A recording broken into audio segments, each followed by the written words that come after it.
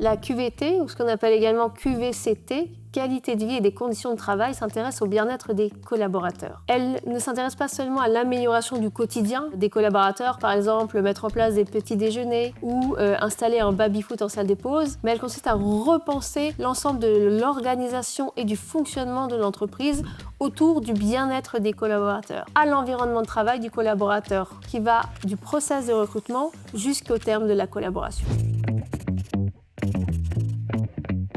La démarche QVCT a vocation à intervenir sur de nombreux sujets transversaux, puisqu'elle va aussi bien toucher ce qu'on appelle l'organisation et le contenu du travail, les pratiques managériales, la santé, le parcours professionnel et le maintien dans l'emploi et l'égalité professionnelle. Donc elle va induire pour l'entreprise d'agir, de se remettre en question, d'appliquer des process sur un certain nombre de sujets, tels que par exemple la prévention des risques professionnels, donc par exemple la mise en place d'un document unique d'évaluation des risques professionnels. Ça va être également la formation des managers, comment bien manager ses équipes. Ça va être également l'aménagement du temps de travail, comment mettre en place, comment encadrer le télétravail et pourquoi le mettre en place. Ça va être également la collecte des données pour savoir effectivement quel est le nombre d'arrêts de travail, quel est le nombre de maladies professionnelles, quel est le nombre de cas de burn-out pour pouvoir analyser les risques pour l'entreprise. Donc c'est ces différents sujets qui vont permettre à l'entreprise d'agir de manière efficace et de mettre en place une démarche QVCT qui soit construite.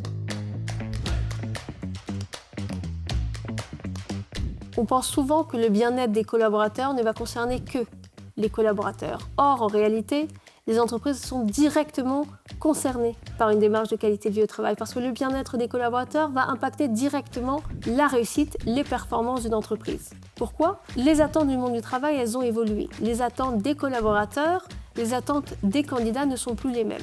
Aujourd'hui, là où avant un collaborateur faisait de sa priorité la rémunération, les collaborateurs sont à la recherche de sens, d'épanouissement, de réalisation dans leur cadre de leur travail. Ils sont également à la recherche de reconnaissance, de souplesse, de confiance également dans la manière d'être managés par leurs supérieurs. Ils sont également à la recherche d'un meilleur équilibre vie professionnelle, vie privée. Et précisément, une démarche de qualité de vie au travail va permettre d'impacter favorablement ces différentes attentes. Comment ?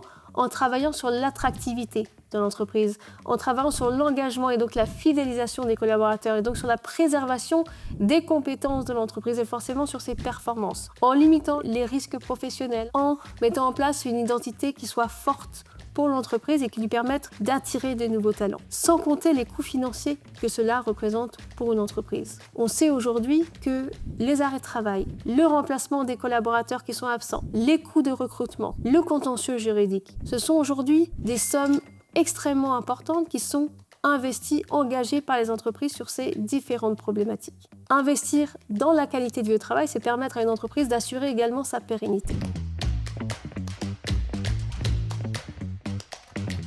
Une démarche de qualité de vie au travail peut se construire à différents niveaux. On peut commencer par une simple sensibilisation. On peut aller à un deuxième niveau qui est ce qu'on appelle la formation. C'est-à-dire qu'on va approfondir certains sujets et on va faire en sorte que les équipes, les managers maîtrisent les outils et les process qu'on va mettre en place ou qu'on va optimiser. Ça peut être par exemple le process de réintégration d'un collaborateur qui était en arrêt de travail. Ça peut être également l'expérience candidat. Quel process on met en place dans le cadre d'un recrutement. Ça peut être également les process. Que fait-on, par exemple, lorsque un collaborateur dit qu'il est harcelé? Quel process on met en place à ce moment-là? Donc l'idée, c'est vraiment d'approfondir les sujets et de permettre ensuite aux managers, aux équipes d'agir en totale autonomie.